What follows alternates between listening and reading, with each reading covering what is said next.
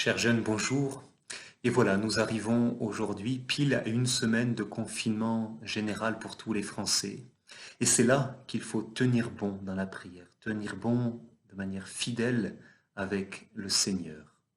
Et ce que nous faisons dès ce matin, au nom du Père et du Fils et du Saint-Esprit. Amen.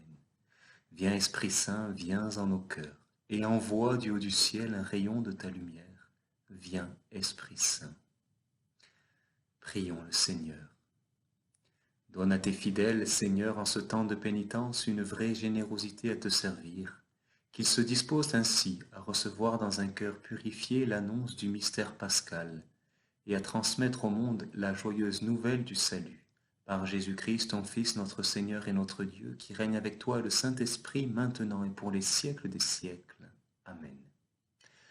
Dans cette collecte, cette prière d'ouverture de la messe d'aujourd'hui, eh bien, nous demandons au Seigneur qu'il nous donne, par nos pénitences, une vraie générosité à le servir. Parce que c'est bien le but de la pénitence, c'est-à-dire tous nos petits efforts, toutes nos petites privations, tous les petits sacrifices qu'on fait dans ce temps du carême, eh bien le but c'est de mettre Dieu au centre, Dieu à la première place, Dieu premier servi. Parce que Dieu attend ça dans nos vies, avoir la première place. C'est ce que nous faisons par la prière, mettre Dieu à la première place, la prière quotidienne, en lisant la parole de Dieu, par le chapelet, par l'angélus, par toutes les petites prières intérieures qui tournent le cœur vers Dieu. Bien sûr, de manière habituelle aussi, hors ce temps de confinement, c'est par la pratique des sacrements, l'Eucharistie, la confession, que Dieu est premier servi. Dieu est premier servi aussi avec notre cœur, quand notre cœur lui est totalement donné, tout offert. Quand tu dis à Dieu, mon cœur t'appartient. Quand tu écoutes Marie qui dit, faites tout ce qu'il vous dira.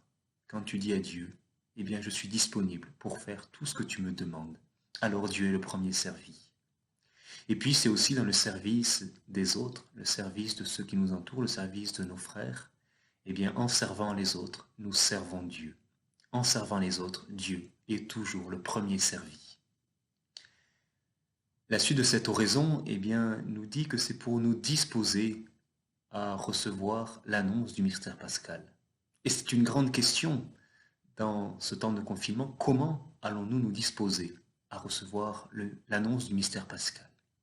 Eh bien, de manière habituelle, on se prépare à Pâques par la confession. Et là, ces jours-ci, bien, il est bien difficile, voire impossible de se confesser. Mais le pape l'a redit il y a quelques jours, il a parlé de la confession de désir. Il est possible, dans les circonstances exceptionnelles, comme celles que nous vivons, c'est-à-dire quand nous ne pouvons pas nous confesser, eh bien il est possible de recevoir la grâce du pardon de la part de Dieu, si on lui demande pardon pour tous nos péchés, si on lui nomme dans la prière nos péchés, qu'on les lui présente avec un profond regret, avec un vrai repentir, et qu'on lui promet qu'on ira se confesser dès qu'on le pourra. Eh bien alors, Dieu, qui est plus grand que notre cœur, vient nous donner son pardon, comme si nous nous étions confessés. Alors si tu fais cela, si tu regrettes profondément, que tu dis à Dieu ton regret pour tes péchés, si tu lui dis « j'irai me confesser dès que je pourrai », alors tu reçois la grâce de la confession. Et cela, ça te prépare à Pâques.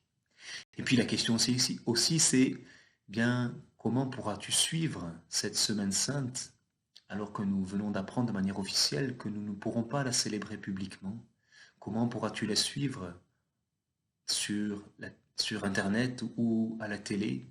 Comment vas-tu t'y préparer dans tous ces jours qui nous séparent encore de Pâques par ta prière quotidienne, pour accueillir vraiment au plus profond de ton cœur cette joie du mystère pascal? Et puis elle a une question, est-ce que pour toi c'est vraiment une joie? Est-ce que pour toi la nouvelle du salut c'est vraiment une joyeuse nouvelle, comme dit cette oraison? Est-ce que la résurrection de Jésus est pour toi une joie? Est-ce que le fait que cette résurrection de Jésus nous ouvre à notre propre résurrection, est-ce que pour toi, ça, c'est une bonne nouvelle?